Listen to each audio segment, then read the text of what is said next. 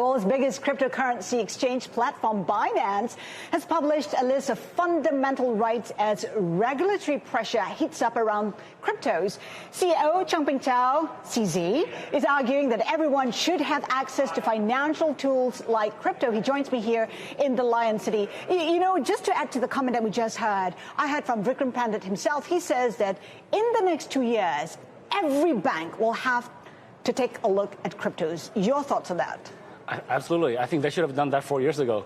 But now it's not too late. We're still at the beginning of the industry. So absolutely. I think any financial institution, any bank, to be honest, any person should be looking at crypto. If you learn about it, understand it, and still don't like it, that's okay. But not learning it is irresponsible. You can only do what the regulators allow you to do. China says, no way, Jose. Singapore keeping an open mind, and other countries possibly somewhere in between. In your conversations with regulators, what are you hearing? What are the main concerns, and how are you trying to address it? Sure. I think different regulators are approaching this problem, approaching this situation, this innovation differently. I think China still is very progressive on blockchain innovation. They're actually piloting a central bank digital currency. And it's a very typical Chinese fashion. They block everything else. They block Google, Facebook, Twitter, etc., and they have their homegrown versions. I think they're trying that similar approach with crypto. So it's not that blockchain is bad.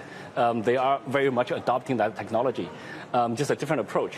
Whereas U.S. is probably probably the most advanced in terms of crypto regulations. We have cryptocurrency exchanges getting listed on NASDAQ. Other countries like El Salvador is now using that as a legal tender. So different degrees. There's different degrees of different approaches.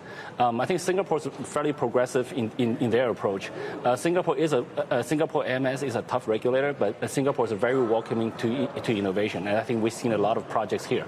The big question is really, when will it be mainstream? I mean, we talk about it not being a legit asset yet. We heard from Helen Wong. She's still looking at it. She's not convinced just yet. I mean, you've been speaking to all the players. Is there a sense when it could be mainstream?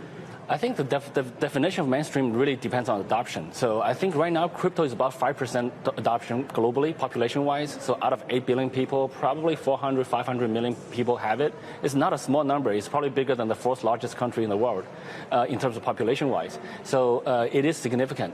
But we're at 5%, we probably cannot call it mass adoption yet. When it reaches 20, 50, 80%, then 50% is definitely mass adoption, I think, 80%. When do you see that happening? I think it will happen over the next 5 to 10 years. I think it will take time because when we talk about mass adoption, we're talking about billions of people, and they do take time to slowly learn about this and adopt it. But the issue is volatility. We've seen how Bitcoin surged to, 66, 68,000 and slumping afterwards.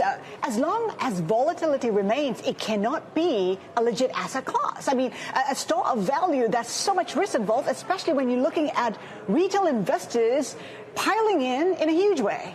I think there's a few different things there. Number one, volatility is relative. If you look at 1 Bitcoin equals 1 Bitcoin, the US dollar is volatile. So, if you're slumping 50%, it is volatile. Yeah. So but fundamentally though, crypto is not just one asset. There's Bitcoin, there's stable coins, there's other things. There's thousands of millions of cryptocurrencies. Some of them have stable properties. Some of them don't. And some people like volatility. Like the traders, they seek volatility. When the market's flatline, there's no action. So but for payments, for everyday use, we want a currency that's relatively stable in terms of purchasing power. The fiat currencies also do not have a stable purchasing power. They usually decrease.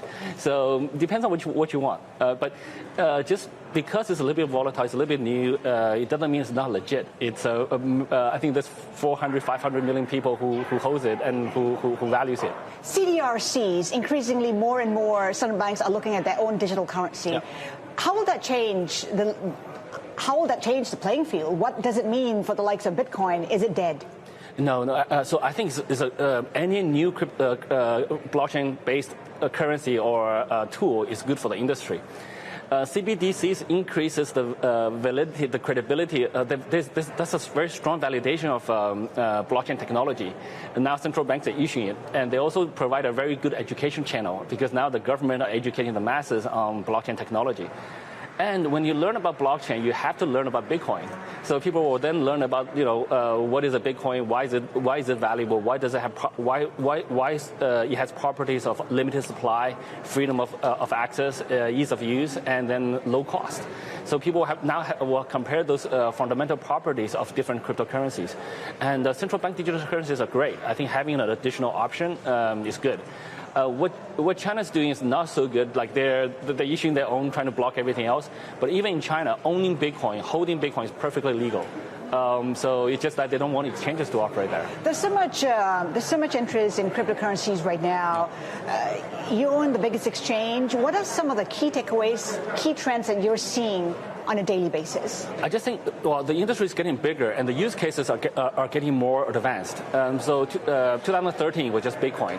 2017, there was ICOs. Anyone can issue a token and do their own project. So that's what I call blockchain fundraising globally. That's a tool that wasn't available before cryptocurrencies. And even today, in fiat currencies, you can't do that. It's not possible. NFTs, now 2020, that was DeFi. 2021, now NFTs. Now it allows artists to monetize their work globally from their user base. And that's not possible using any fiat currency. And now we're looking at GameFi, decentralized social media. We're looking at fan tokens, sports fan tokens. Now sports teams can monetize additional way to monetize their work.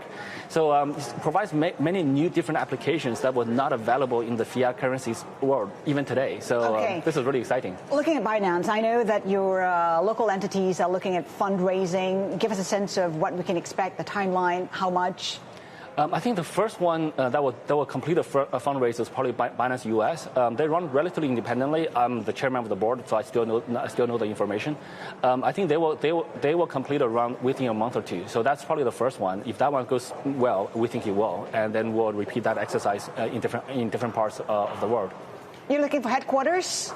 Yes, we have actually established a few different headquarters now, and we will make that public very soon. How many cities?